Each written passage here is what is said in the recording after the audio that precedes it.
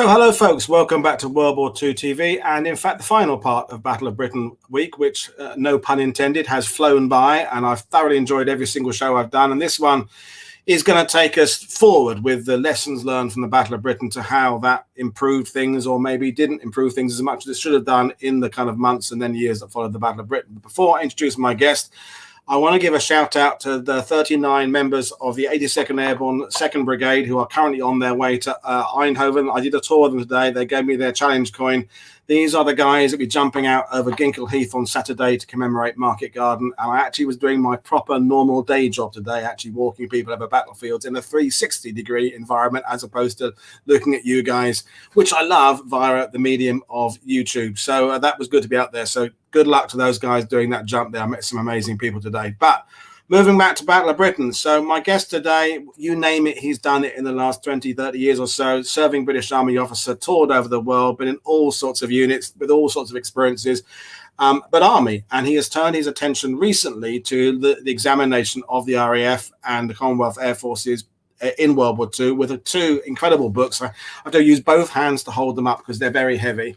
The first volume, Through Adversity, and Undaunted, are the two books that take us through all the developments and improvements to the Royal Air Force and the Commonwealth Air Forces. So two excellent books. And as usual, folks, the links to Ben's website are in the description below. You can purchase the books from him directly if you live in the UK, or if you don't live in the UK, you can buy them where books are sold. So there we go. So now I'm going to introduce my guest now. So Ben Kite is buzzing in from England to join us today. So good evening, Ben. How are you doing, sir? I'm very well, Paul. Thank you for having me. And may I say, what a fantastic week you've kind of delivered for everyone who's listening. I think you've had some really diverse people speaking on some really interesting subjects. People from academia, authors, a former detective, and now you've reached the low point. You've got what the RAF would call a brown job on your podcast. Well, that's nice of you to say that you enjoyed it, and I certainly enjoyed it. And it was trying to find some subjects to discuss that weren't all the usual. Is it the Spitfire or the Hurricane that's best? And is the ME1? And that has come up here and there, but really we wanted to do some other things. But you kind of nicely introduced what I want to ask you first, which is, as a brown job, writing about the blue jobs. And Stout Hearts was your brilliant examination of the British Army in Normandy, which for my money is one of the best studies of it. Although I have to say, when I'm reading it in bed, it breaks my wrists. Can you make a lighter edition in the future? But anyway, brilliant book. But turning your attention to the Royal Air Force and what happened in the sky, did you think your skills as primarily a ground soldier aided you because you had a fresh view of it, or did it hinder you because you had to learn, effectively another form of combat? So I think it was a help. I mean, certainly it was a help in Volume 2, where you start looking at things like close air support to land forces, where you look at the airborne aspects and even air transport for the 14th Army in Burma. So there, I think it was very helpful. I think more broadly, when you're thinking about air superiority or strategic bombing, I think I probably fell back more onto my training as an intelligence officer than perhaps my experiences going through Sandhurst or in the Gloucesters or anything like that. So I think that was probably of more help. But some of the principles of war are enduring in whichever domain you're operating in, whether that's cyber, air, maritime, or land. And from my point of view, what I like about your books is that you don't just stick to the air. You of course to the contextual sense of to understand air operations, especially when you get to the later part of the war and Overlord and whatever it's air, sea, land combined, and the understanding of how to wage war on that level. You've got to look at all services, otherwise you're missing the point. And we were just saying before going online, folks, the revolution of the last year or so with what James and Al do with We Have Ways of Making You Talk and History Hack is now the inner subject about the ground forces of one theatre. Suddenly a little tangent comes up and you're talking about another theatre and another activity. And it's this, to me, it's what I like about the connecting all the dots and looking at it contextually. But anyway, we're going to get into the lessons learned from the Battle of Britain. And we've, as you said there, Dilip Sarkar and Alan Allport and others have kind of guided us through some of the experiences of the battle, which we must remind ourselves was still raging 81 years ago this week. But we're here primarily to talk about the lessons learned or not learned, or maybe not learned quick enough is kind of, I think, a big recurring theme. So you come armed with a PowerPoint presentation. So folks, you know the score. If you have questions for Ben, kind of bash them away, and I'll try and bring them up. Sometimes I don't do it immediately. It depends what Ben's talking about, but we'll kind of go with the flow on that, or we can do a couple of questions at the end. But this is your chance to understand the point of view from someone who has just recently studied this, and as I said, produced 2 incredible books on the subject. So over to you, Ben, really, and then I will jump in with my comments and questions as I usually do. Yeah, and please do. So, I think credit should again go to Paul, because I think it was your suggestion of this title, and I think when we talked about it a month or so ago, I was kind of in the, yeah, whatever, Paul, that sounds like a good idea. But then as you start to think about it, it is I think a really good way to end the week, because I think what it begins to bring out is that in war, as many of the listeners will appreciate, there's always an enduring nature to war, fear, fiction, and so forth. But there are always also a unique characteristic to a particular conflict. And the Battle of Britain had its unique characteristics, and the RAF had to adapt to those unique characteristics. And then as the war progressed, whether it was operations still in Northwest Europe or operations in the Far East, there would also be other unique characteristics. And therefore there's a challenge, I think, for any military organization to be able to adapt to those unique characteristics, to understand what is unique about it, to understand your own weaknesses, your own strengths, and your adversary's own strengths and weaknesses, and then begin to formulate tactics, techniques, procedures, or a way of winning that is going to make you victorious. And so I think you're right to end on this subject, because it was your idea, Paul.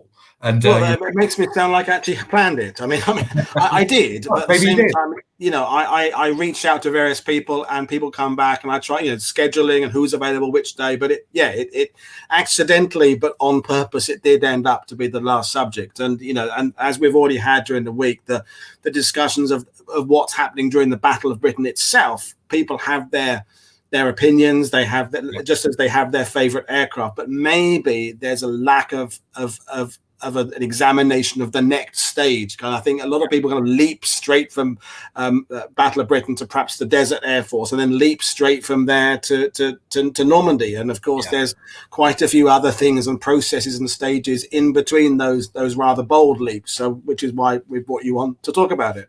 Yeah, absolutely. So I think it's a great subject to talk about, and I think we should talk. And I know lots of people have made the very sensible point that the Battle of Britain is not just about the few, but I think we should start with fighter combat in particular, and we should start looking at the lessons learned from fighter combat, and of course as again we've mentioned this week, the experience for the Royal Air Force does not start in July or August of 1940.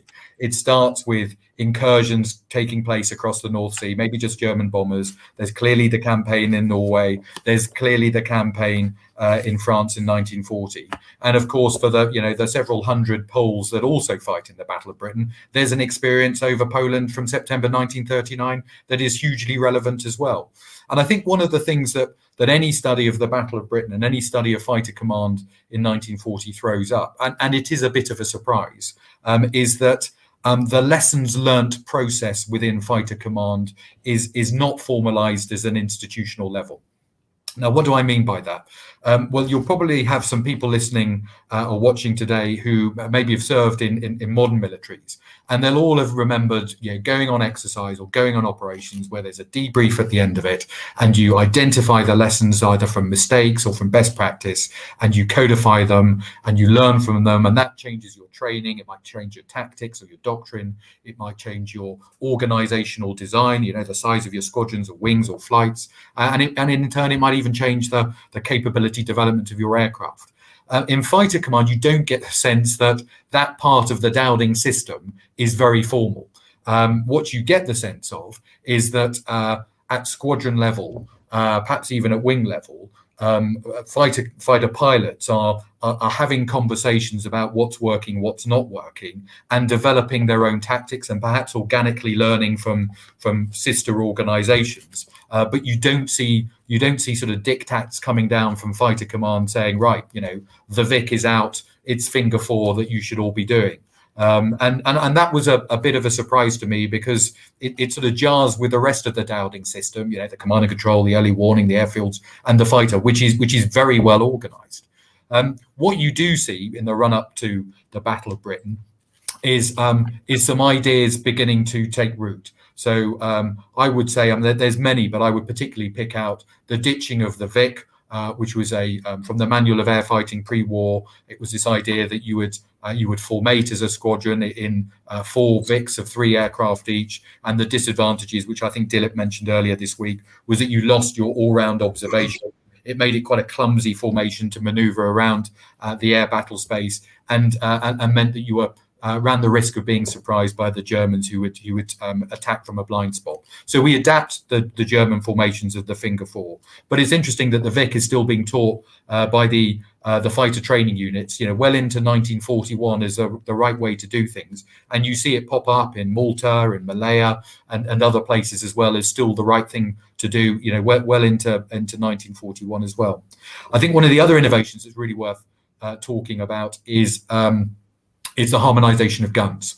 So again, the Hurricane squadrons recognize that the guns which are harmonized at 400 yards at the beginning of the war is just frankly a bit too challenging for the accuracy that the fighter pilots are able to achieve as they're dogfighting around the skies. So the harmonization, you know, reduces down to 250 yards, which means you've got that concentrated fire at that range, which encourages the pilots to close with the enemy. Again, Dilip Sarkar had those wonderful rules from air fighting from Sailor Milan that emphasize that point, and just means you've got more chance of getting a destructive effect. And then there's sort of adaptations of the aircraft that you can do, you know, not quite midlife upgrades, but sort of things that make the aircraft a better weapons platform. That includes some visual things. So many people will remember that we start the war with a Spitfire, a Hurricane that has one black underside of its wing and one white underside of its wing.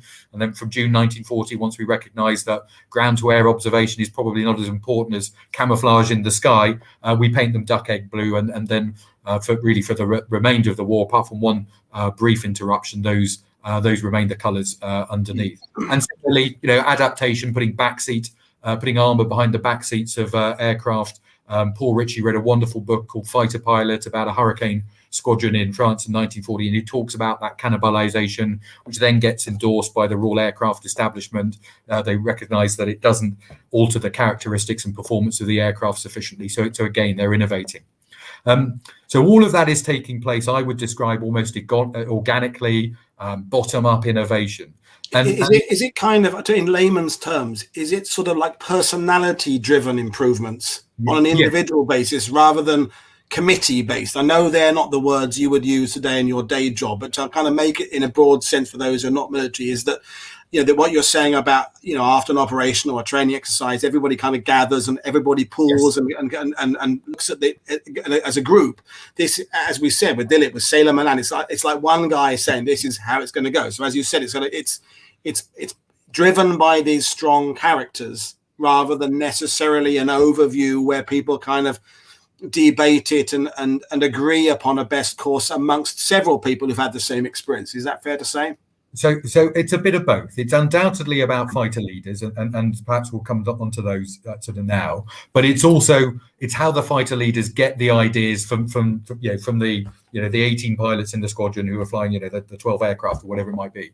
So there is a bit of committee. There's certainly a bit of discussion about what works, what doesn't, and that conversation you see in lots of personal accounts is a very good one, I think, from Al Deer in his autobiography after an attack in Dunkirk, which I've put him through adversity, which sort of explains that there's a conversation about why it didn't work, you know, and they talk about the fighter area attacks. So there is very much that committee, that discursive aspect.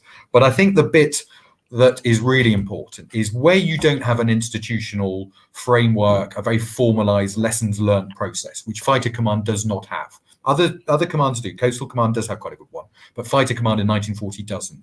Then you're putting the onus, I think, on the leaders at the tactical level, at squadron level and at wing level. And therefore that means that those leaders have to have combat experience. And I think what the RAF cleverly do, whether it's by accident or whether it's deliberate, and maybe that's too binary a way to look at it, but what they cleverly do is they have a meritocracy that puts that puts a lot of responsibility on those very young pilots that have combat experience. So I've put 3 photos up there because it's not just about the Battle of Britain. One of them is not Battle of Britain related, but I think they illustrate the point. The one you see on the left is a very famous fighter pilot called Paddy Finucane. You can see by his first name and the fact that he's got a shamrock on his Spitfire that he's Irish, and he comes from quite an unorthodox background. His father was in the IRA and fought with de Valera's unit in the Anglo-Irish Civil War, but they emigrate to England. He manages to get into Cranwell, which is a big deal because they're it's like as poor as church mice. And after a pretty ropey start in the RAF, he finds that his skill is as a fighter pilot during the Battle of Britain. And Paddy Finucane is given, as a result of his combat experience and his success in the Battle of Britain, and he goes on to shoot down over 30 aircraft, he's given more and more leadership experience. And it seems to me that leadership experience and that leadership responsibility is all about training and mentoring and bringing in the new pilots and getting them to understand how to fight the Germans successfully in a way that you're not getting from the doctrine or perhaps even from the fighter training units. To put it in perspective about what a meritocracy it is, Paddy Finucane is a wing commander at the age of 21. Now, if you were to go into the RAF today, you'll struggle to find many wing commanders below the age of 35. You'll probably struggle to find many fighter pilots below the age of 21. But that shows a tremendous amount of responsibility that the RAF are willing to put on the shoulders of, a very young man, but a young man who's had unique combat experience in a particular theatre that makes him a brilliant fighter leader. The fellow in the middle, Hugh Dundas, very similar. I put him in there because, yes, he starts off in the Battle of Britain, but he finishes the war as an acting group captain in Italy, commanding a wing. So it shows how it's moving around the European theatre. And the fellow on the right is, some will recognise, is Johnny Johnson, sat there on the wing of his Spitfire next to his Black Labrador, which goes by the far more appropriate name of Sally, thank God. Phew. Phew. Yeah, exactly. But commanded a wing. Was certainly something that you'll resonate with you, Paul. Commanded the first wing to deploy to Normandy, and I think was the highest RAF fighter ace during the Second World War. But again, has been pushed through the ranks really, really quickly. So it seems to me, it strikes me that the RAF Fighter Command managed to get away with perhaps some weaknesses in their institutional lessons learned system by having a real meritocracy that privileges the combat experience of their young fighter pilot leaders and gives them tremendous responsibility.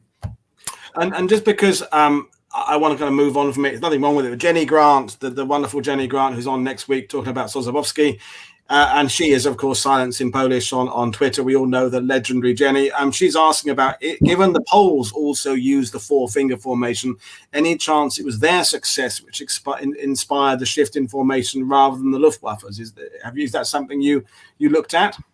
So not specifically, and I think Jenny raises a really important question. So it doesn't have to be just one thing. It could be both. And it could also be other fighter squadrons that had shifted to it from their experience in France 1940. So it could be a number of different things. I certainly think that Jenny is absolutely right to call out, and I certainly do in Through Adversity as well, that the Poles come to the Battle of Britain, with a tremendous amount of experience and talent that I think slightly surprises the Brits and blows their minds and causes them to reflect on the fact that they've underestimated the contribution that the Poles can make. Certainly, Dennis Richards makes the point specifically, and I don't know if he's right, and it probably isn't just one thing anyway. But he calls out the Poles' inclination to do head-on attacks onto German aircraft, which is a very effective but pretty risky, and one can imagine the courage you need, but head-on attacks onto German aircraft, particularly the bombers, to knock them down. So yes, I think it's a good theory, but I would just challenge. I don't think it's any one person. I don't think it's any one squadron, but it's a mixture of things. I think seeds are probably landing, and then several more seeds land, and then something changes, but it's certainly refreshing to hear, because with Alan we talked yesterday about the popular memory aspect, is that we do all have this image from the Battle of Britain movie, the Poles, a bit of a joke in the movie, and then eventually they get their chance to serve. But I think with all that influence coming from across the Commonwealth and from the French pilots, is that to ignore these differing experiences these people have had would have been stupid. It doesn't mean you have to take every bit of advice on board, but you've got a collective wisdom from different theaters, different tactics, different aircraft that, it would be just ridiculous not to kind of absorb some of that, and again try and move forward with some new ideas. So that is right, and we might come back to that, because it's almost like you've read my mind. I'm about to say something. I'm good at what I do, but no, I just luck. I just but I guess stop clock is right twice a day. Yeah, and we'll talk about different ideas perhaps in the next slide. But I think Jenny's right to particularly call out the Poles, because the Poles. The Poles have had that first to fight battle in a way that the South Africans might not have, or the Australian, or even the Czechs perhaps. So the Poles are unique in that respect. They do come with a lot more experience than those others from the occupied or Commonwealth countries. I think one of the really interesting things is, okay, you've got great combat experienced leaders in the European theatre that will play a huge role from 1940 onwards. But there's something, and it goes back to this idea about the unique character conflict in particular theatres. That means there's always a difficulty in translating lessons or experiences into other theatres. So the slightly grainy image that you see on the left-hand side is the Brewster Buffalo and in flight, and you'll see that they look like they're in two Vics as well, which is probably an important point in its own right. But the Brewster Buffalo was a dreadful aircraft, and people will have probably heard of it. It flew at about 270 miles per hour.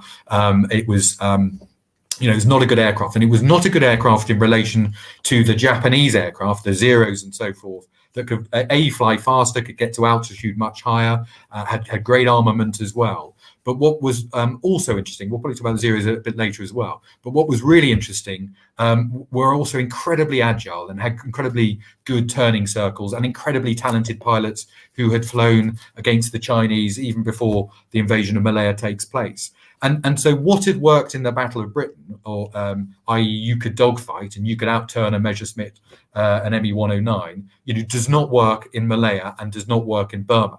And it doesn't just work with the Brewster Buffaloes, it also doesn't work with the Hurricanes. And so you have these conceptions, and even Battle of Britain pilots like Tim Viggers, who've gone out to Malaya, and he sort of writes in his autobiography very well, are really surprised by the talent in the Japanese aircraft, but also the performance of their fighters. And dogfighting with a Zero gets you killed very quickly. So what do the Allies do? Well, they're struggling to sort of understand the best way of doing it. And there's a bit of trial and error. But what I think is also fascinating, it comes to your idea about diverse experiences, is for the Buffalo and Hurricane pilots in Burma, they learn from the Flying Tigers.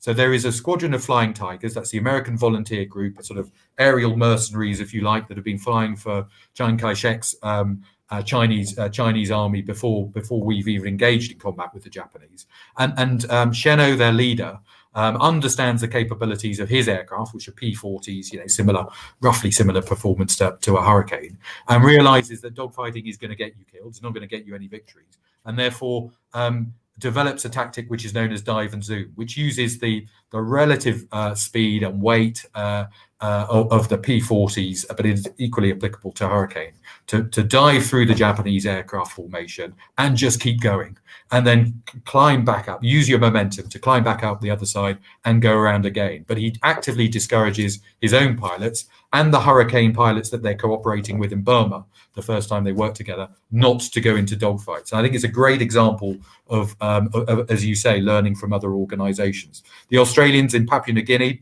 75 Squadron, also figure out the same thing. I'm not sure how they do that. Maybe it's just by trial and error, but they do also have had relationships with, I think it's 33rd or 49th Pursuit Squadron from the US Air Force in Northern Australia. So there is this organic lessons learned taking place at quite low tactical levels. I wouldn't say there was no institutional lessons learned at all.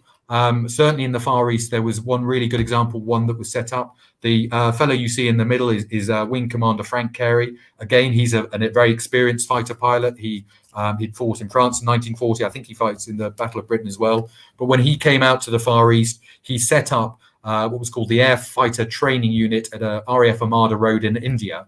And it was specifically designed as a sort of reception package for any pilot who'd come out from the United Kingdom or from Europe, where they would be taught, no matter how experienced they were, the unique tactics that the Japanese were using, the types of aircraft they were using, and most importantly, how to combat them.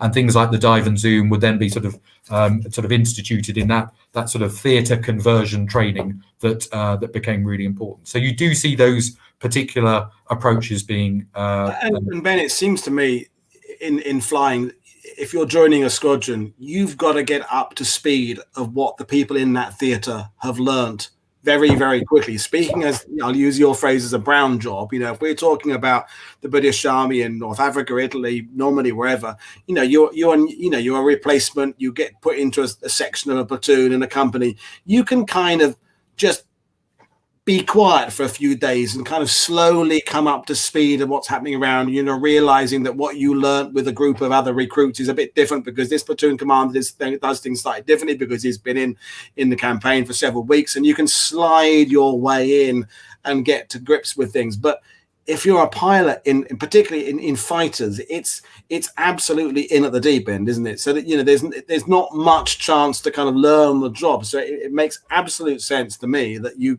do as much as you can to brief that person and understand, here's what we've learned, here's our collective wisdom. Now go out, because and again, it's come up before, the sheer amount of money and time that's being trained to get these pilots and navigators and air crews ready, and to lose them before they've got a chance to even hone their skills is just nonsensical. So this is born out of that shortage, I guess, of pilots, I suppose, as well. So I think that's well said. That sort of and in fact, you could even argue, particularly for the Far East. I mean, it's hard to underestimate the impact that weather in the Far East has on flying. The monsoon season, which the RAF fly through, creates climatic conditions that you just don't come across in Europe, and certainly in Volume 2, I talk about that a little bit more, and the effect of the monsoon and these huge cumulus nimbus clouds and the storms within them that are absolutely life threatening, and in a way that you don't really see. You've got different challenges, I appreciate, but you don't really see in Europe. So you're right. Theatre conditioning is really, really important, no matter how experienced you are. And most pilots, I think, sort of seem to understand that. Even the experienced ones that come out realise that actually they kind of need to pin their ears back and see what's what before they, because not all of their experience will be relevant. I mean, talking of experiences that might not be wholly relevant, I think it's worth almost flipping back to Europe as well, and just sort of thinking about the old theatre and how new situations can develop even in Europe. So what do I mean by that? Well, Fighter Command's mission, as we know, was the air defence of Great Britain. After the Battle of Britain, we see it change into a nighttime offensive. We also see things like single intruder aircraft coming, dropping a few bombs on the south coast and so forth. But probably the greatest challenge comes in 1944 in June, when the V1 appears over the skies en masse over southern England, targeting our centre of population, our seat of government, and an important port for the build-up of Normandy. And the mission to defend against the V1 is still Fighter Command's mission. It is an air defence of Great Britain mission. So Fighter Command looks at this challenge, and clearly many people will realise, because of the great work by Med-Manum, as well as bits of the French resistance and so forth, we understand the V1's coming. They've had a chance to think about it and prepare. And the initial approach puts the primacy of defeating the V1 into the hands of the fighter pilots again, just like in 1940. So a V1 goes at 400 miles per hour. It's got a 1,850 pound warhead. So that means that you're going to need your really fast aircraft, your Tempests, your boosted Mustangs, and your later marks of Spitfires to go up against it. And certainly for the first month or so, that is the approach that's taken. But the bag rate, the percentage of V1s that are being downed, doesn't really sort of improve despite all of the best efforts of those fighter squadrons. It's remaining at a steady rate, and there's still lots of V1s that are getting through. So Fighter Command sort of take a bit of a rethink. And Fighter Command, of course, includes anti-aircraft command, run by the soldier, the brown job that you see in the middle of the slide, General Pyle. And General Pyle persuades Fighter Command, and indeed persuades Churchill, who's running a committee to try and manage the V1 situation, because it's a political as well as a military problem. And he basically sort of says, listen, I think guns may be the answer to this. But at the moment, the guns aren't getting a chance because they're always kind of weapons tight. They're always constrained because the Tempests and the Mustangs are flying around. And therefore, because they're not getting much chance, they're not getting much chance to improve. And he advocates, and Churchill and Air Marshal Hill, the CNC of Fighter Command, all agree with him, a different approach. So from mid-July, the kind of onus is put on the guns. And General Paul moves his guns, and there's about sort of 192 heavy 3.7-inch guns and 576 40mm light anti-aircraft guns, the Bofors that you see in the picture. And he moves them down into a belt that stretches from Beachy Head all the way through to Dover, which is where the swarms of V1s are coming across. And they're 5,000 yards in depth, and they can sort of fire out to 10,000 yards. And effectively, they get given a chance to kind of prove whether they can down these V1s, and the fighter aircraft are told, right, this is not your battle space. You're almost wicket keepers now. And what's really interesting is how General Pyle actually is proven right. In the first week, they shoot 17% of the V1s that overfly them. In the second week, that goes up to 24%. In the third week, it's 54%. And in the final week of the V1 offensive, which is September, just as those Pas-de-Calais launch sites are being overrun, he's hitting 74%, or his gunners are hitting 74% of the V1s that are flying over.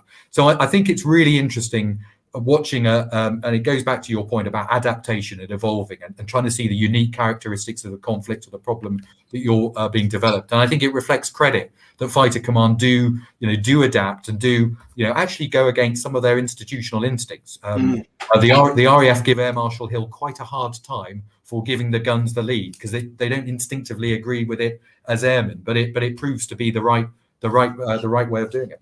And it seems to me, reading your books and other books, is that in a sense, I'm being a simplistic view of this, is when you're talking about particularly air tactics, and I'm kind of going to make a kind of a football analogy, is that you've got a team that's tactics aren't working a bit. And the ultimate dilemma is, will they get better at that set of tactics? So do you give them more time, or do you need to change the tactics to something else, but then have to teach something else and kind of go backwards to go forwards? And it seems to me, and we talked before going online again, folks, about all of this improvement to dealing with new threats, and the V1s is a new threat, is also going on with the increasing technological advances that are happening to aircraft, which are happening so fast, so that you've learned what you can do with a particular type of aircraft in 1940, but by 1942 that aircraft is obsolete, gone, and there's another aircraft that's got its own qualities, some better, some worse, and you're spinning lots of plates at the same time. But that ultimate dilemma of persisting with what you're hoping will get better, or changing for something new, seems to, in my limited understanding, kind of represents some of the challenges our air forces are facing. And it's, do you throw out the baby with the bathwater, or what? And would you say that's something that you sort of saw in your research? Yeah. And that is precisely the debate that's taking place in this context. That's precisely the debate. The advocates of the fighter aircraft are saying, just give us more time, and General Pyle is saying, well, I think you should give us a chance because I think we could prove. And I think if he hadn't been able to prove those percentages were rising, then I think there would have been another discussion about, well, okay, perhaps the guns aren't the answer. Perhaps we need to think about something yet further. What always strikes me is this is a really good example of exactly what you say, Paul, but it's also very measurable. They can come up to percentages very quickly. It's much harder on other things like, for instance, anti-shipping strikes in the North Sea, where you're losing a lot of aircraft. You think you might be sinking some ships. Some of those ships might have the iron ore that you're really after, and some of that iron ore might not get to the melting plants or refineries or whatever you do with smelting plants, aren't they, in the Ruhr, and therefore might have an effect on the German war production. But it's pretty hard to measure. So I think I think that makes things much complicated. But this is quite a clear-cut situation. But the debate is exactly as you described. I think there's one other kind of tactical lesson I'd sort of really draw before we perhaps go into sort of other areas of combat support from the Battle of Britain, and that's on the survivability of the airfields. So when we talk about the Dowding system, I think we talk about the early warning, we talk about the command and control at either group or sector level, and we talk about the aircraft as well, and we should also talk about the airfields. And we know that there's that period, a worrying period, where the Germans are inflicting damage on the sector airfields like Kenley. And it's one of the what ifs about the Battle of Britain. Is if that had continued, would things have got progressively worse? I think what the RAF have taken from that experience, as well as other points in the war, is the importance of protecting your airfields as best you can, but also about the survivability and the way the airfields are constructed. In England, you see dispersal becoming, a really important factor in the sort of 389 new airfields that are built between 1939 and 1943 as they come to grips with that. But you also see it in other theatres as well. People will probably recognise the picture on the top left. It looks a bit like Malta. It's I think it might be Lucca, but I'm not entirely sure. I can probably check afterwards. But it's a really important dynamic in Malta because, of course, you've only got three main airfields in Malta: Lucca, Ticali, and Safi. So therefore, you're giving a very easy set of concentrated targets for the German and Italian Air Force, unless you take dispersal really seriously. And the RAF spend a lot of time in that period in 1941 and 1942 creating some pretty impressive taxiways that take aircraft all the way from the runways themselves into dispersal points, in the Maltese countryside, then construct pens using army labour, naval labour, local labour, pens of Maltese stone or petrol tins filled with sand and so forth, in order to try and protect their aircraft. And I think it's this idea of dispersal and survivability really resonating with the RAF, particularly when they're likely to get attacked by the Germans or Japanese. And that's easily the kind of thing to be overlooked in the ground when people are looking at improved air combat.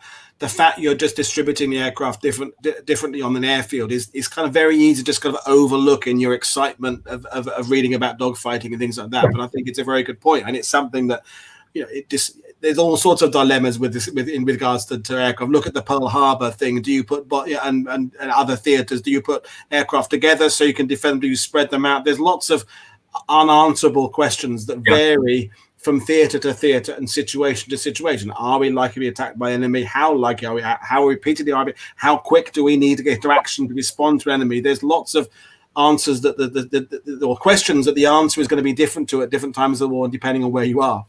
Yeah, so I think I think you're absolutely right. You can often measure the importance of something by how much effort, or the importance of something in people's minds by how much effort they put into it. And Hugh Lloyd's book, he was the air commander in Malta for a very significant period from about 41 through to 42. A hell of a lot of his book is writing about the management of the airfields and the creation of the dispersals and the pens and so forth. Clearly, it's important to him, and the man hours that go into constructing this stuff is really severe. I mean, very briefly, you can see it's a feature in the Far East as well. In Burma, they have Kucha strips, which are little satellite airfields around the main airfield around Rangoon. In New Guinea, they have taxiways going into the jungle. That's an Australian P-40 at Milne Bay. And the consequences of not doing this are severe. I've put a photo of some Italian aircraft at Sicily that are being strafed by Bow fighters. And that's simply because the picture that I would love to have put up, but it doesn't exist unless someone's got one, in which case please show me, is some of the aircraft in Malaya in the first 24 hours of the Malayan campaign being knocked out by the Japanese. All of them were lined up in neat rows. The Japanese enjoyed first mover advantage and the element of surprise, and we lose 60 out of 110 aircraft in the whole of Malaya, either damaged or destroyed. So, that shows if you don't disperse and you don't think about the survivability of your airfields more generally, you're not resilient and you're gonna suffer. So a really important tactical lesson. I think, Paul, it's important we also sort of talk about some of the evolutions that take place, outside combat and the fighter tactics in the airfield themselves. And we've spoken about the Dowding system, and Sarah Louise, I thought, did a brilliant job. And I'm glad she did, because I think she did it far better than I ever would. She was very good. System, yeah, and about the radar and how the WAFs were working it and so forth. And I think what you see starting from the Battle of Britain, it seems to me, is the first real test of the integrated air defence system. and therefore there begins from that point onwards a gradual rise in excellence, right down at operator level in terms of how radar can work and how the command and control can work. And I think that's really important because when you think of the challenge for radar operators, it is really, really difficult. And it's as much an art as a science. Nowadays, we tend to see on the movies a radar operator, and they will have a blip, and the blip normally has a tag next to it, which a computer's worked out, which has the altitude, has the speed, has the aircraft type, or maybe the number of aircraft. In 1940, and for a significant period thereafter, the blip, was required a lot of interpretation about, well, what altitude is that? And that was actually something that took a lot of experience to get right. And if you get the altitude wrong, then the fighter controller could be sending aircraft up at a lower altitude, and that means they haven't got the advantage and the enemy has. Similarly, it was really, really hard for the operator to understand from that blip whether that was one squadron or two squadrons or three squadrons. So again, there's a dilemma for the fighter controller. Does he hedge his bets and send more up there and then find out that it's a feint or a subsidiary attack and his aircraft now have to come back and refuel? Or does he just send a smaller number up there, in which case you're sending David against Goliath? So the importance of the radar operators getting better and better, particularly the numbers and the altitude, is really important. I think the Battle of Britain is where you begin to see that occur. And someone just said that the RDF was unreliable in 1940. So it's maybe a harsh comment, but not always reliable, I think, is a better way of wording it. But as it gets better, we realize, we talked about it earlier in the week, the successful use of this is a force multiplier, isn't it? Because you're getting the right force, as you just said there, into the sky, into the right arena of combat efficiently, and every second counts in this regard. So the system had worked, it had some issues with it, but if you can improve it, you're putting resources in where you can't always throw more aircraft in the battle because we're building them as fast as we can. You can't always throw more pilots into the battle, but if you can throw more of these skilled people and give these radar operators a little bit more and find out who are the good ones and have them in the same way you're talking about learning air combat, saying, well, because you said there's a sensory kind of spatial awareness that some people were good radar and some weren't. If they can pass on what they've learned, you're improving the overall efficiency of your entire military might, essentially. I think that's absolutely right, and I certainly, to say it's unreliable is going too far. It's certainly not 100% reliable, but it gets better. It's like a football team at the beginning of the season. Its match at the end of the season is far better than its match at the beginning of the season. So, and I think that's very much what's happening, particularly in the context. It's important in the context of the Battle of Britain, because it's the first time that the integrated air defence system is properly assaulted and assailed en masse and challenged in a way that doesn't occur in 39 or even the early part of 40. And weirdly, I'm sorry interrupting you a lot tonight. And weirdly, it would have been a full storm if it had worked perfectly, because you wouldn't then have worked out. You wouldn't have needed to assess how to improve it, which must be a situation you're involved in your day job. If some errors are a way of then thinking, okay, how can we make this better? If some things work too smoothly at the beginning, and it's actually kind of masking some flaws that you would like to then spend some time addressing. So to me, what's so good about the Battle of Britain in this learning curve is that it had been a victory, but there'd been bits that hadn't gone well. There were things that we could definitely improve on. Therefore, you can take those ideas forward. You don't examine a team's performance in football if they've just won 7-0, but if they've only won 3-2 by squeaking, getting a last-minute goal, it's worth going back and watching the video again. So it's a close margin. It maybe is more of an urgent need to look at why didn't you have a better victory? In a sense. So I think that's a really interesting point, isn't it? And perhaps to sort of underline the kind of the point about improvements and where things haven't got one. I think air intelligence is a good example. So again, piggybacking on Sarah's really astute comments about air intelligence not being quite so connected to the fighter controllers who are dispatching and driving coordinating the fighter squadrons into the air after the Battle of Britain. I think that's acknowledged as a weakness, and you see air intelligence getting much more connected into the direction of aircraft.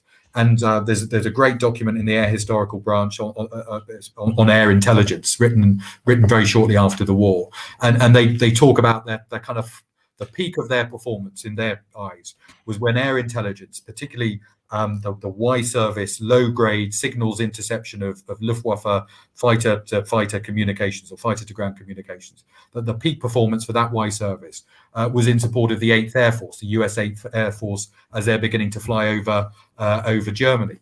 And the reason why they're so proud of it is because when those aircraft are over Germany, they're at a range of Allied radar. So Allied radar can't tell them who's coming up into the air. But air intelligence can, and air intelligence can still pick up that radio traffic, that low-grade radio traffic. And the system has become sufficiently connected that air intelligence is able, in sort of what we would call near real time, is able to communicate to the 8th Air Force flying over Germany, the Mustangs and the B-17s, right, you've got a couple of squadrons that are now climbing to intercept you at this latitude and longitude. They're coming from this direction and this numbers. And that is a huge step change from where Sarah Louise quite rightly described where we were in 1940. And it's come through incremental improvement.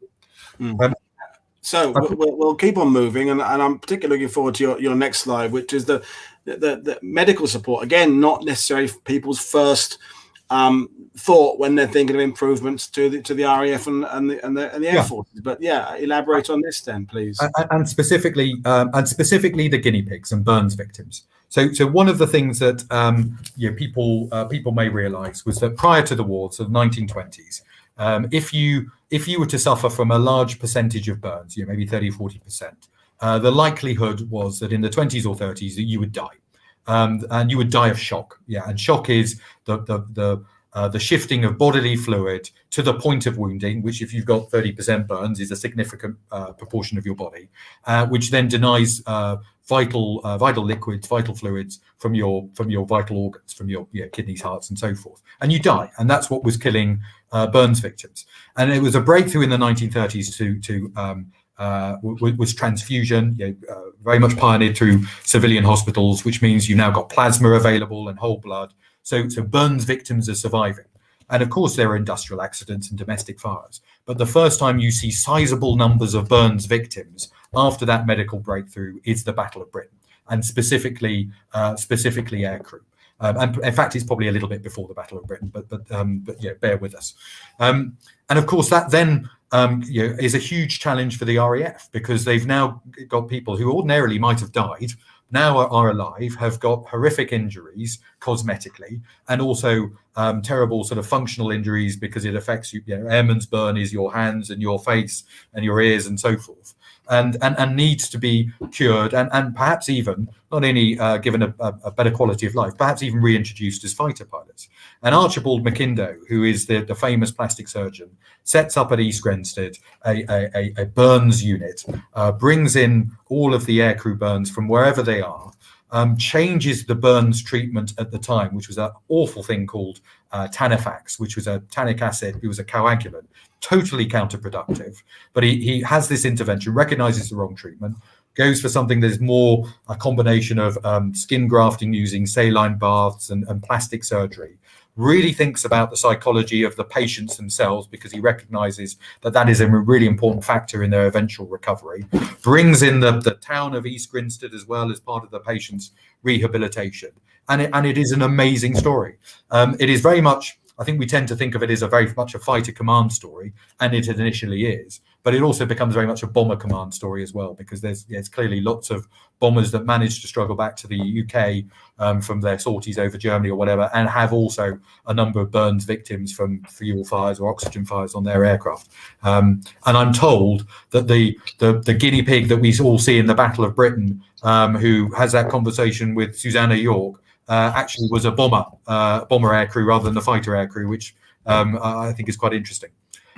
His name just came up in the sidebar, Foxley, but I always assumed he was fighter, but that's without having ever looked him up. It's just that natural instinct to think, I guess he was fighter, but bomber. And again, we will the improvement of morale for crews. If you feel the difference in winning a fight, a dog fight or an air engagement, and losing it is partly due to your own morale, your own just sense of well-being, and will I get a good burial if I get killed? If I go in the sea? When we did Steve Hale talking about the air sea rescue, am I likely to be rescued? And if I get burnt, how well will I be looked after? It's all adding a little percent there and a little percent there to our overall ability to wage war and defeat our enemies. And so again, it's not what people are thinking about necessarily, that it wasn't going to be an hour of just talking about Viva Vix and finger of fours. There's a whole array of things that improve. It's pushing the Air Force up on lots of areas rather than just focusing on one. So it's kind of a broad front strategy to give ourselves a fighting edge. Yeah,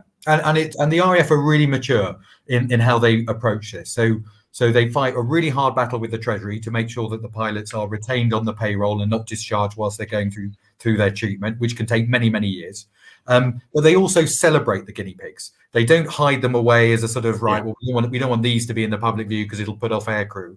They celebrate them as the kind of the highest examples of RAF ethos and courage and selflessness, etc. It's one of those things to me that literally changed public perception. Just like we're going off on a tangent when Princess Diana went and visited those AIDS victims. We're talking whether that was 30 years ago. That my parents had this idea that you shouldn't touch. Because my parents, different generation, that there was something contagious and in one foul swoop, she changed the public's perception of what someone with HIV was. And I think for me that the guinea pig club did that same thing, where it took something and just threw it in the public face environment. Here's what we're doing on. These guys need our help and they're part of our society. And it almost instantly changed, I think, the public reception to these people with their, quite frankly, for the time, and even really quite horrible disfigurements. Yeah, I think it's a good comparison. I think the other, so moving on to aircraft themselves, and this slide will gloss through very quickly. So the Battle of Britain reinforces the well-known trend beforehand that speed and firepower are really important characteristics you want in your fighter aircraft. That is a Tempest. It is about 80 miles per hour faster than the Spitfire of the time of the Battle of Britain. Its firepower is now 420mm cannons. It shows the direction of trajectory, and that approach is vindicated as clearly the right, and was a theme well before the Battle of Britain. What I'd like to do is talk about what I think is really interesting is perhaps something that wasn't considered as fully, which is range.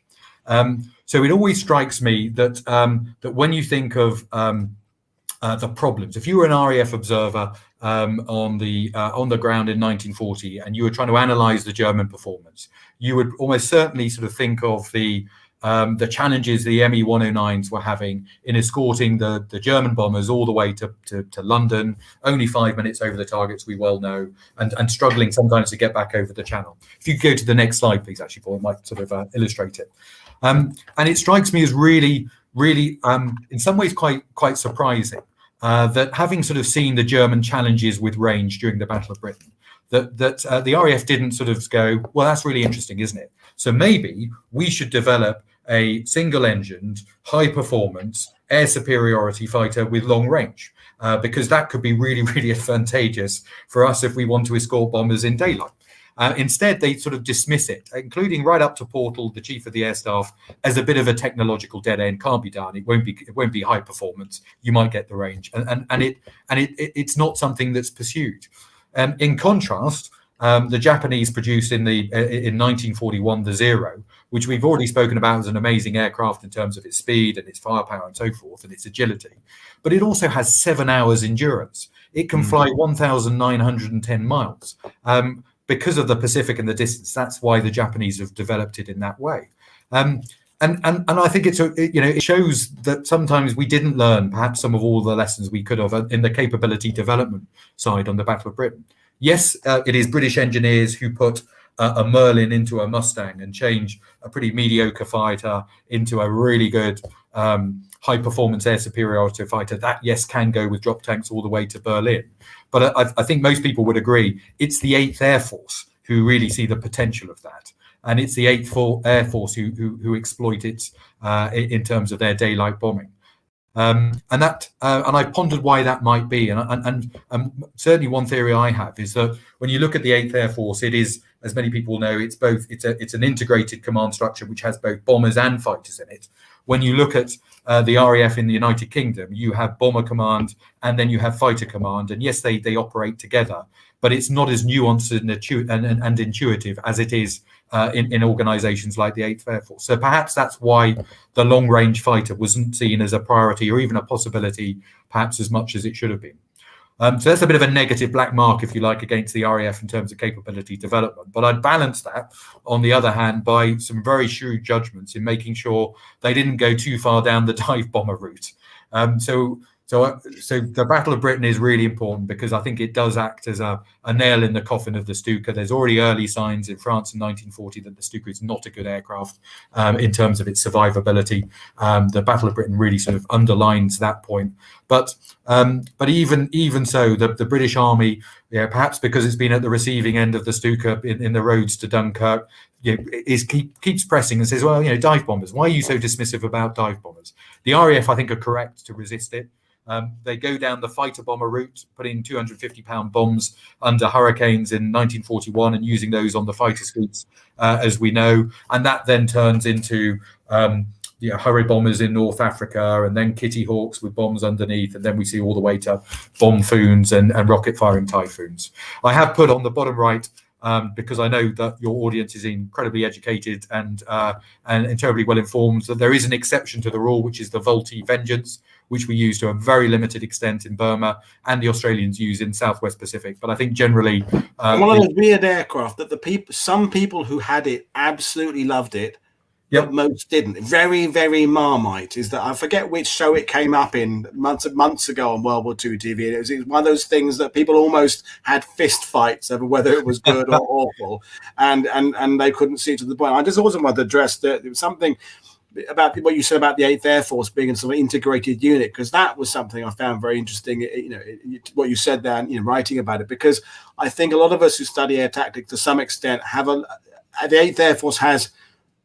It's a learning curve it's on, but some of it doesn't seem to be moving up that curve very fast. And I'm really hoping when we see Masters of the Air next year, whenever it airs, that they will show that it was a bumpy start for the 8th Air Force and things. But to point out the fact it being integrated as being a strength is something I hadn't really thought, because I kind of think of the bumpy ride it got off to a ground, and Doolittle and those other guys coming, and how are we going to do this and this long-range bombing. And of course, by the end of the war, it became a pretty damn efficient force and was very good at what it was doing. But it took quite a while to get there. So that's interesting that you identified something about a positive, in a sense, earlier in its career. That's and there's a bit of, like all things, there's a bit of luck in life, isn't there? There's a bit of serendipity that the Mustang comes along and you can put a Merlin in it, which is something the British do, not the Americans. And so so that then becomes the game changer for the 8th Air Force. If that hadn't been the case, and they were only reliant on P-38s and so forth, I don't think we'd be having this conversation quite the same way. Just to say, Ben, we have had a couple of people saying that the Junkers, the Stuka was better than you're saying, and still using 45 and still being operational until 42. And I'm not disagreeing what he's saying there. And I'm neither am I completely agree. I am agreeing with you, but I think it's clear it's still got a role, but it's clear that what you're saying is doing something to try and better that is not.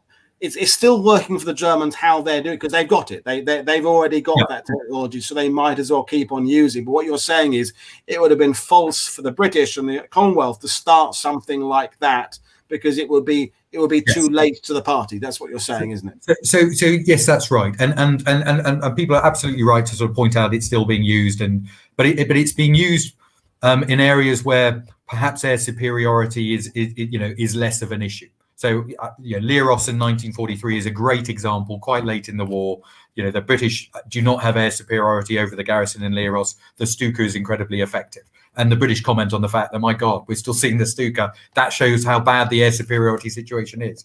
I think what you get with a fighter bomber, though, is you get the ability to survive in a contested air superiority environment.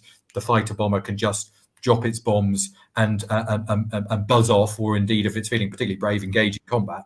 And therefore, that gives it a survivability that you don't get with a dive bomber. A dive bomber, contested, is much more vulnerable. So yeah, people are right to challenge, and perhaps it's comparing apples and oranges in that the Germans have a different doctrinal setup. They're using the Stuka in a different way and dive bombers, and comparing what the British and the Americans and the Canadians are trying to achieve, what the Germans have been finding successes is not. It's an interesting comparison, but it's not entirely valid in the sense that we're trying for something slightly different. Like when we talk about carriers, how Japanese carriers have inherently different design features than the British and American carriers, because they're seeing them in a slightly different role. So comparing them in the top trumps level is not always fair, because it's how they work within the system. And so I think that's the point we're making. But we're potentially going off into lots of deep dives about aircraft now, but it's a thoroughly enjoyable conversation, and I'm loving it, and I think you're enjoying it, and people are definitely liking it as well. So that really good stuff we're coming up. So are we ready for the operational level now? Yeah. So this is probably the hardest one to sort of talk through, because there's no sort of kind of obvious kind of gotcha lessons that come out of it. It tends to be more sort of iterative, but I think there's some sort of interesting, there are some interesting sort of ways of operating that I'd be interested in people's views on as well, and I'll perhaps fly a few kites. So the point's been well made earlier this week that the Battle of Britain doesn't come to an end, and there's and Dowding stares off into the sunset, and that's that. The German assault transforms. Vicky brought this out really well, I think, on Sunday night, or was it Monday, where they become a nighttime bomber force, and of course that's still Fighter Command's mission to defeat. And so Dowding and Park, have to now think about both Cat's Eye fighters, so the Hurricanes, or maybe even a Bolt and Paul Defiant that is able to use the ambient light around, and maybe using searchlights to guide them to find these bombers against the backdrop of a cloud or whatever it is, and down them. And there is some success with that approach. I mean, it is not completely useless. But they also recognize that they need to kind of keep developing and modifying their existing Dowding system, including the radar, to get after these bombers.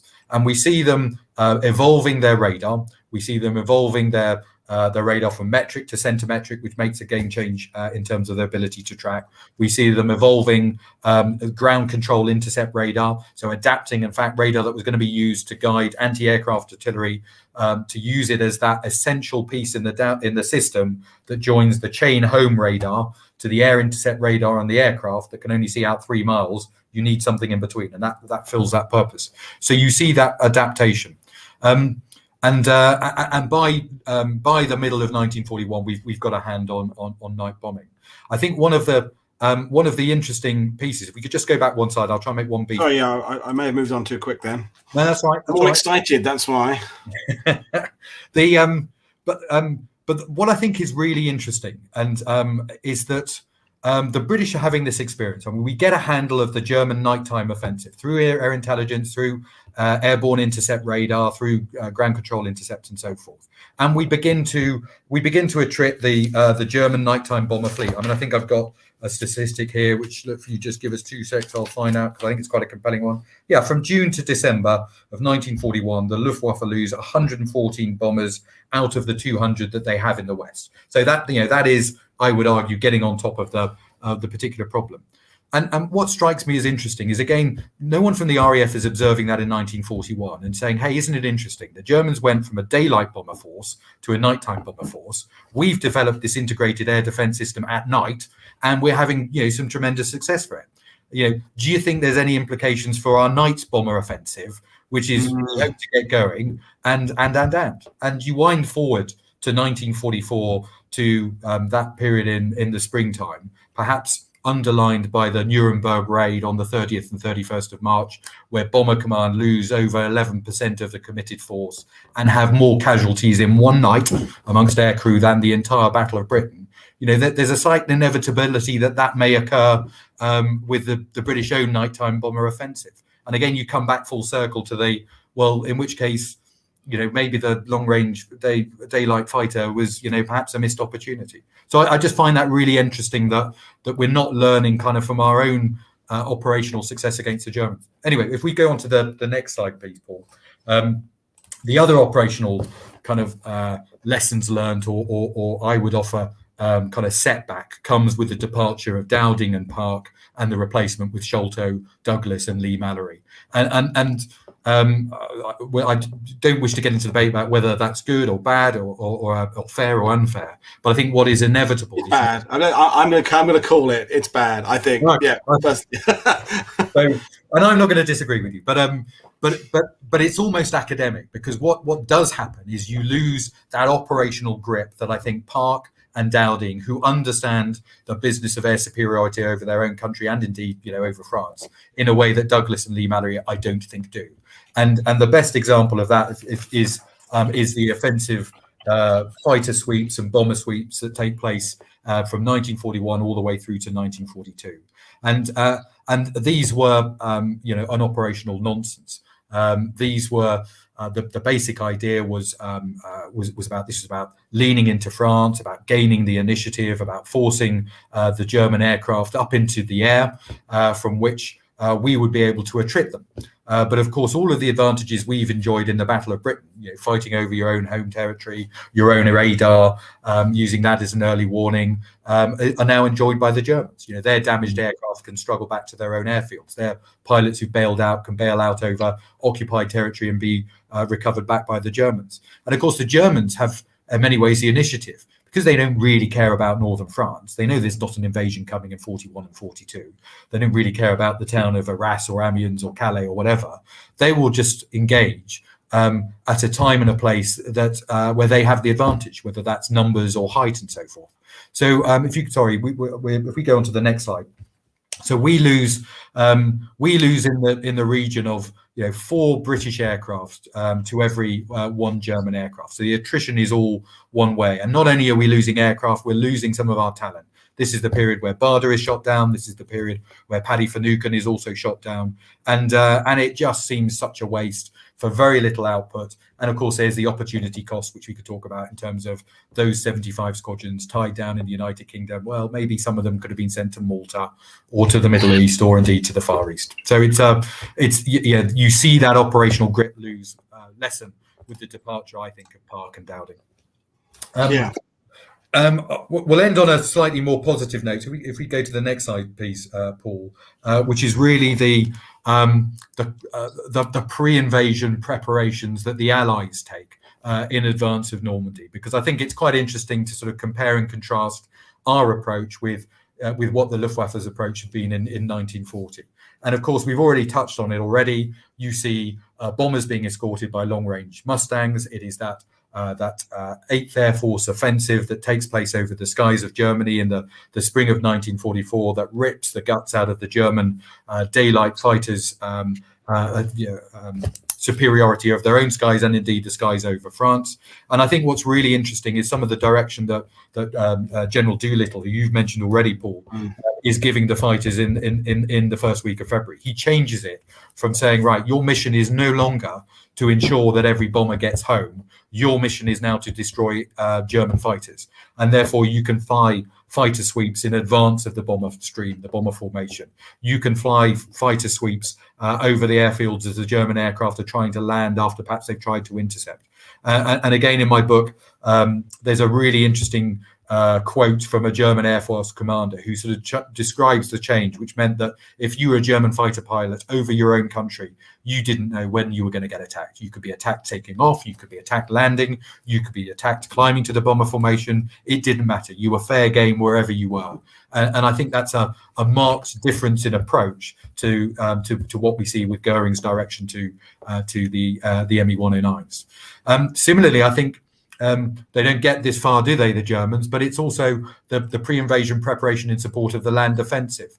So because the Allies have much more time, they've been able to apply a slightly more scientific approach through operational analysis led by people like Zolli Zuckerman.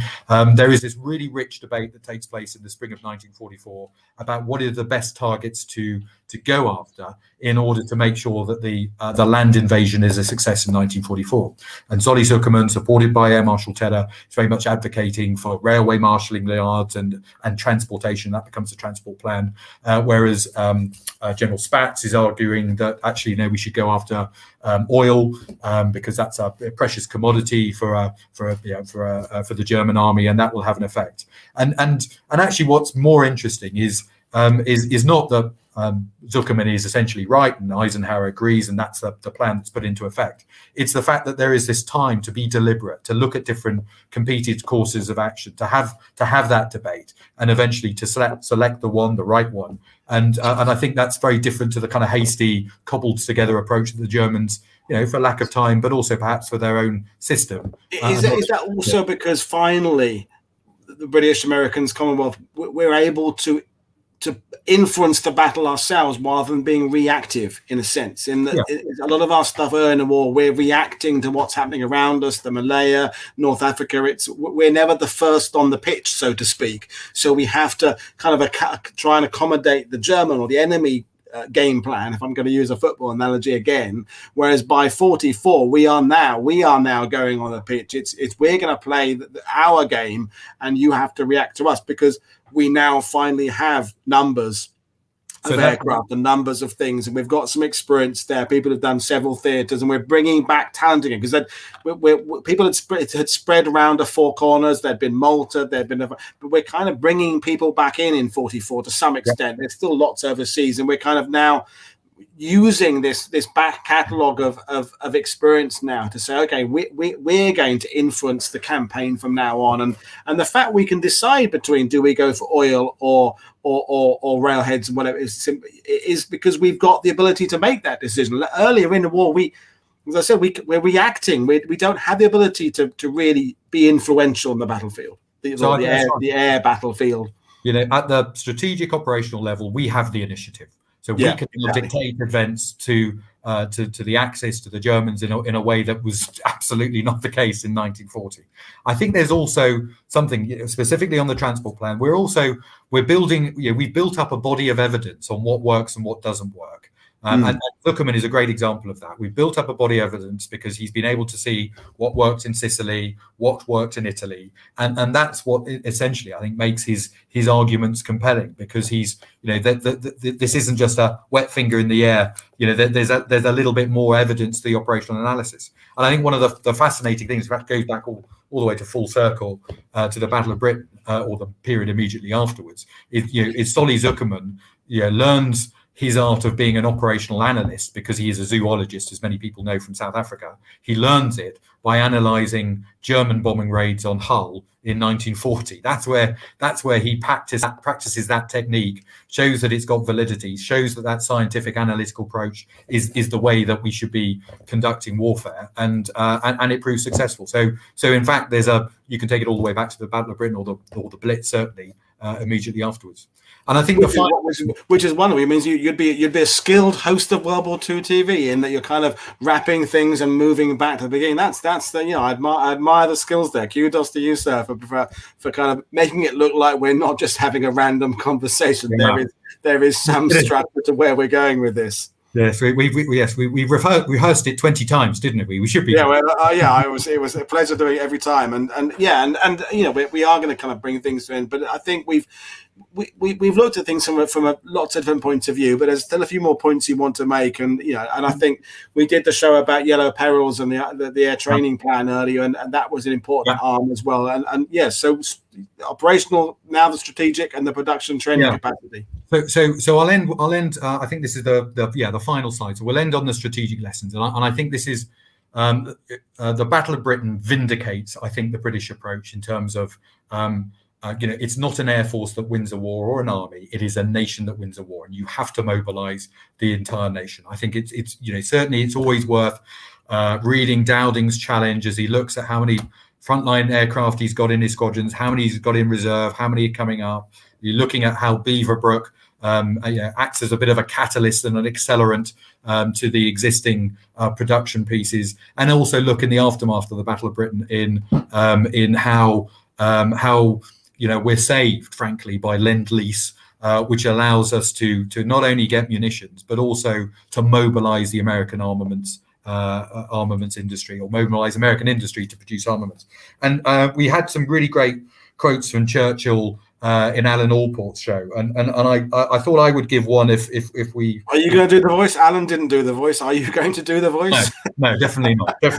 And yeah, no, I'm not. I've probably got the figure for a Churchill, but that's about it. Haven't we all these days? Yeah.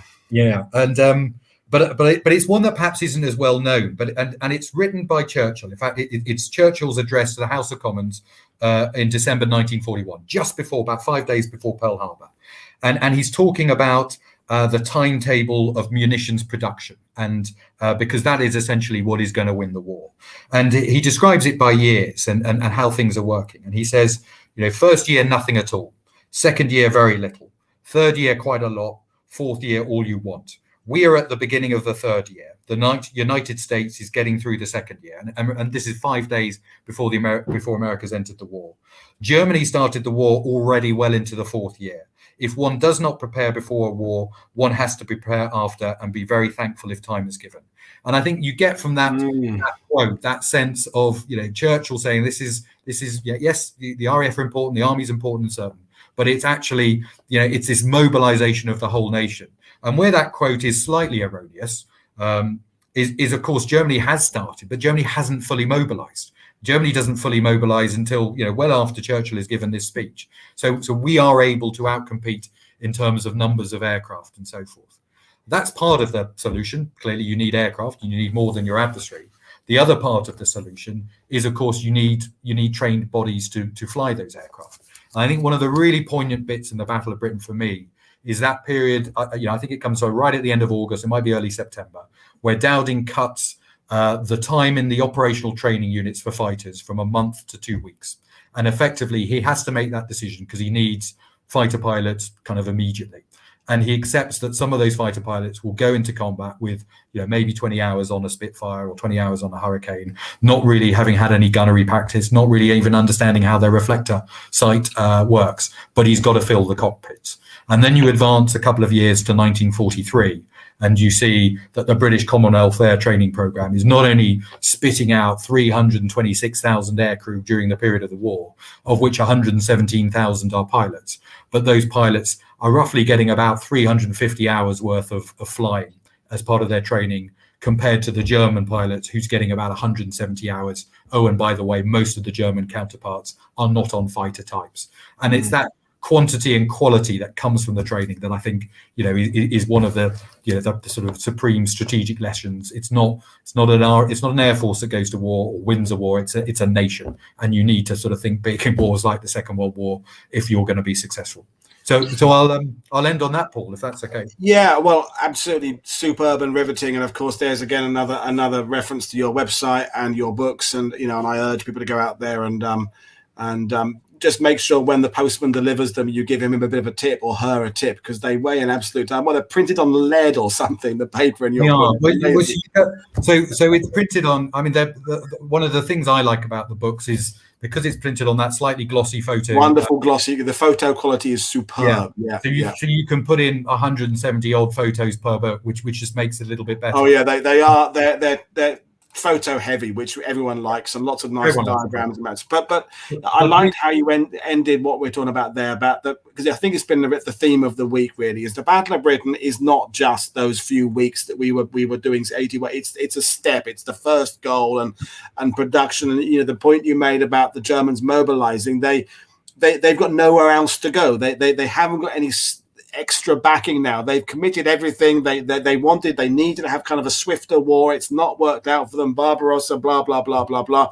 We as paraphrasing the Yamamoto quote post Pearl Harbor, the America's only just got out of the gate. They're not even into first gear, even 42, 43. This is Churchill had recognized in 41 with your wonderful quote there. This is not today's battle, tomorrow's battle. This is look where we're going to be in a few years' time, and then you'll see we'll reap the rewards of this early as we know, pivotal action where the few that we have established isn't just the fighter pilots, it's bombers, it's coastal command, it's observer corps, it's the WAFs in the plotting rooms and what have you. But it is as the step of a continued process that takes us right the way through to 1945, by which time we have so much stuff and so much, and we're not, and that one of the things that I always tell people, they say, which war film can I watch to understand this, that, and the other? I say one of my favorite films for my money is Best Years of Our Lives, 1946, when the returning American serviceman,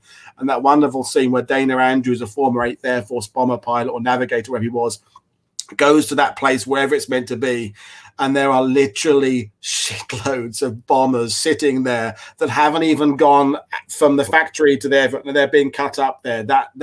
That overwhelming sense of just exactly what the Allies were able to put together by 45, and that success is because of the 1940 guys just getting us that early goal, and I think that is the theme I want to take away from this week.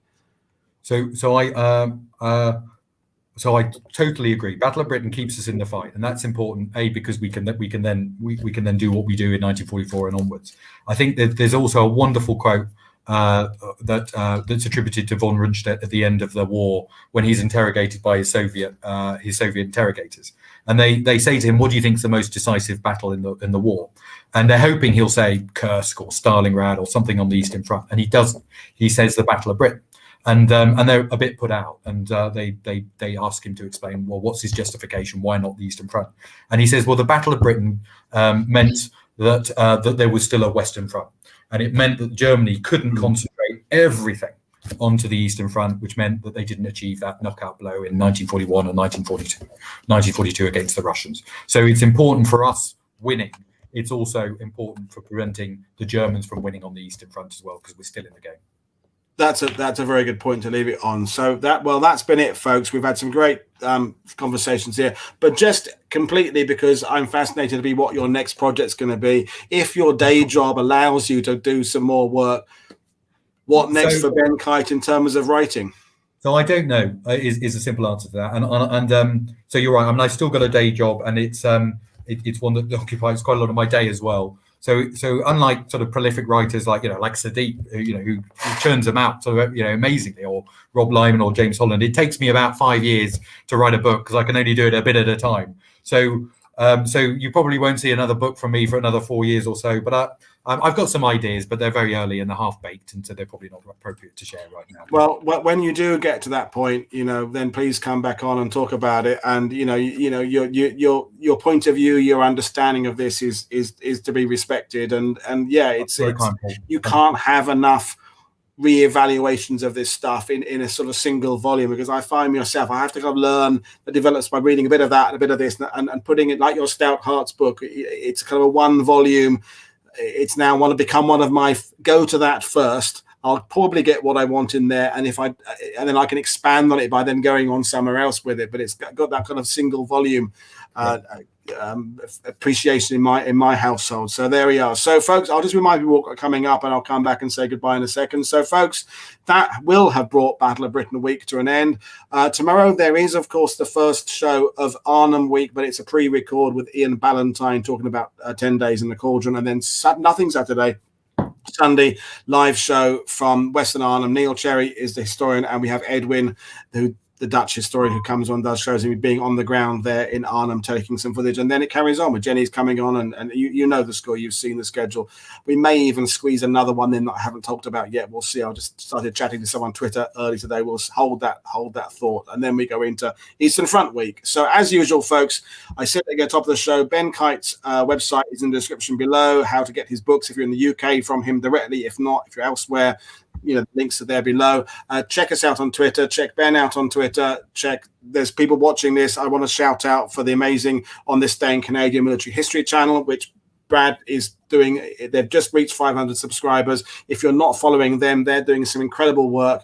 So go and check out that on YouTube, because they are putting some wonderful videos of footage of World War II, of the Canadians at Dieppe and all over the place. Brilliant stuff. Brad, another one-man band like myself, trying to get history out there. So go and investigate him. But right now, it remains me to say thank you very much, Ben Kite, for joining us. And so at the end, did more of the pint go, or did more of the water go? So about the same. Okay.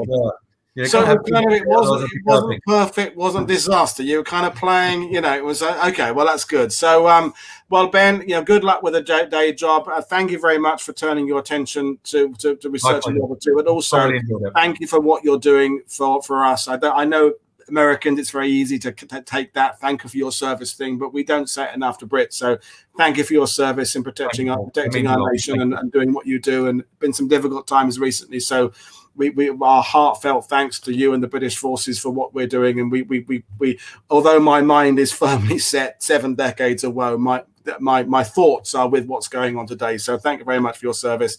And there you are. So this is Paul Woodadge for World War II TV saying thank you very much for your company. I will see you for a live show on Sunday. Thanks, everybody. Have a good weekend.